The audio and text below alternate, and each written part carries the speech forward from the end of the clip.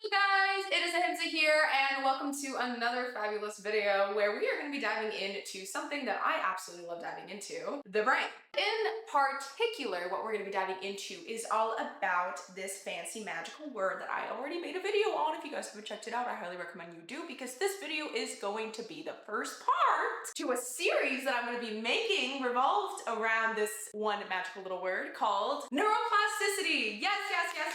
I am so excited to dive into this with you guys and get more into depth, get more into detail with this topic in particular. In order for us to truly take advantage of the superpowers that our brain granted us, we need to look at this by a step-by-step process. Each video within this series is going to take you through a specific step that is going to be so crucial for transforming your habits, mindset, and overall well-being in life.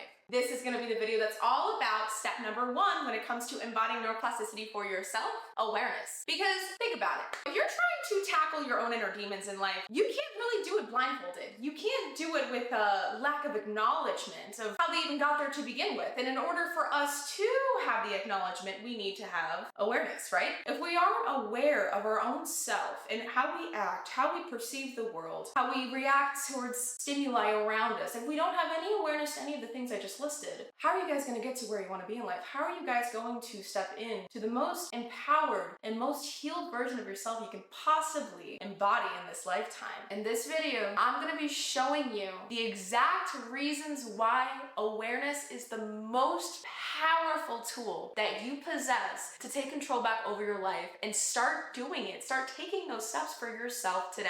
The unfortunate fact is that most of us move through life without even realizing how powerful our thoughts really are. But when you start paying attention, everything in your life changes in the blink of an eye. Because when you practice more awareness, it activates the part of your brain responsible for creating new neural pathways. It opens up an opportunity for us to start reversing any damage or suffering that we have put ourselves through, because we are now having enough awareness to want to change ourselves for the better. Living without awareness is like living a life without colors. Just as colors bring life to the world, awareness brings clarity and meaning into our experiences. It reveals the details of what's happening behind the scenes and opens the door to true transformation to take place. There was a time in my life that lasted a little over a decade where I felt lost and trapped in many different cycles of self-sabotage. I didn't know how to mute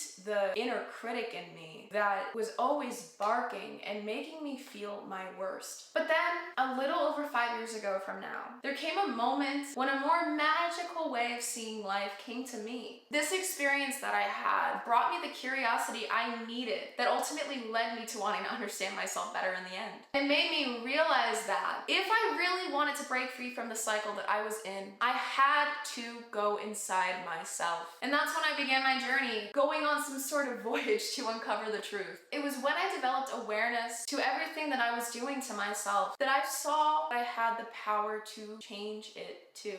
I can change the narrative. I can change where my story was leading me. All I had to do was pick up the pen and start writing a new one. When we get stuck in self-sabotage, we forget what we're actually capable of. We forget that we have free will to stop at any point. It's just hard. Anything in life, though, that's worth it is supposed to be hard. So that when you get to the finish line, when you get to where you want to be, it's like a breath of fresh air. And this is where this journey can take you. Just like for me, it can do the same for you. I wanted to share some techniques that helped me cultivate awareness to the fullest. When it comes to the very first technique that I use to cultivate awareness in my life, the thing that I'm about to share with you is something that actually I got inspired to do through a book that I read when I was in my own process of healing. The book that I'm referencing is The 4 Agreements. There's a lot of gems of information in that book that can help you in your healing journey as a whole. Now that I got that out of the way, going back to this first technique here, it is when I stopped taking things personally. I opened myself up to really try to understand what they'd been trying to tell me or what they were saying to me. And instead of pushing it away, I asked myself, why are they saying this? And what truth do their words have? When people we love are being critical of us and they're saying it to us and we attack first thing. They're not saying that to hurt us. And remember, there's a difference between someone insulting you and being cruel versus someone giving you criticism. But when it comes to criticism, the reason why they're saying these hard things, these harsh truths to our faces is because they're just trying to help us break out of this cycle that we are having trouble getting ourselves out of alone. Learning how to not take things personal is pretty hard at the very beginning. And for me, my ego was like, so I'm just letting y'all know, yes, I'm explaining this, but at the very beginning of my own healing journey and stuff to bettering myself, it was not easy at all. So don't be too hard on yourself with this stuff. But I do highly encourage you guys to practice it and start taking little baby steps to be more open to feedback of loved ones that have been trying to help you for quite a while already. Now that I was able to get that all out there, we're gonna move into the very second technique that I use to cultivate awareness in my own personal growth journey. It is journaling. Journaling is something that benefited me immensely. As you continue to journal about that intrusive thought or whatever it is that has so much control over your thought process in that moment, your cognitive brain is going to be able to kick in and allow you to start seeing things a little bit more clearly, allow you to have a little bit more rationality towards your way of thinking, and it will help you be able to slowly diminish that intrusive thought as you continue to write about it. So remember that as we continue, because we're about to go into the very last thing that I use to cultivate awareness, and it is mind mapping.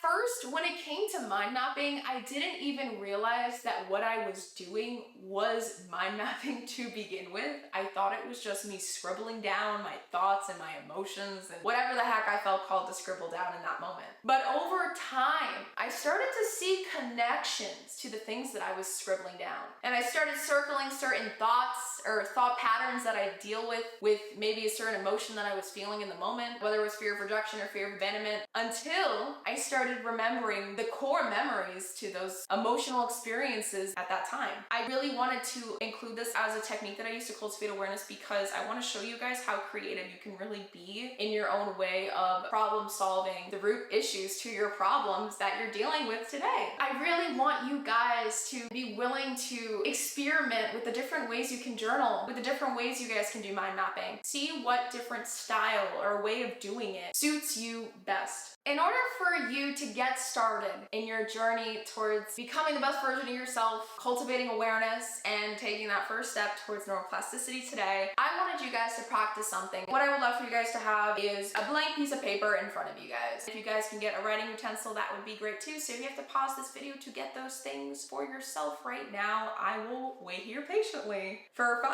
4, 3, 2, 1. Okay, so I'm assuming that you guys have your paper and whatever your writing utensil you have. Sit with yourself and really ask yourself, is there any thoughts that have been attacking you or eating at you lately about yourself? If you can write that in the center of your paper, or a fear that you identify really strongly with, whether it is fear of rejection, fear of abandonment, fear of standing out, fear of confrontation. There's a lot of different fears that anyone can have, right? Write it down. Once you got that one focal point on the center of your paper to look at, circle it, write a line out from it, and write down something else that when you think about that focal point, what else pops up? What emotions pop up? What starts to come back when you sit with that focal point on your paper? Write that there, circle it. That is the beginning of your own personal mind map to bettering yourself. And let's say maybe it's too hard to keep exploring this a little further. That's the beauty of this practice. You can come back to it or return to it tomorrow with a clearer head. Because even one small action like what I just encouraged you guys to do can make a ridiculously massive difference when you look at the bigger picture over time. I really hope that you're gonna get to leave this video feeling empowered, that you got to take a nice beautiful step towards neuroplasticity that doesn't feel too overwhelming, that feels like you can start but not force yourself to do something all at once and take breathers with as you continue in your own journey towards self-growth. Share with me in the comments down below what are your thoughts on each of these little techniques, or which one you favored the most, which ones you plan on practicing the most for yourself. You can even share your focal point statement that you wrote on that piece of paper, and I would love to hear whatever you guys have to say, once you've gotten your why through this video. We're gonna get to move into the very second step in the next video in this series that is gonna be all about setting clear, tangible goals to overcoming self-sabotage, to becoming the best version of yourself and taking control back over your life in its entirety. Sending you guys so much unconditional love. I'll see you guys in the very next video to come. Bye.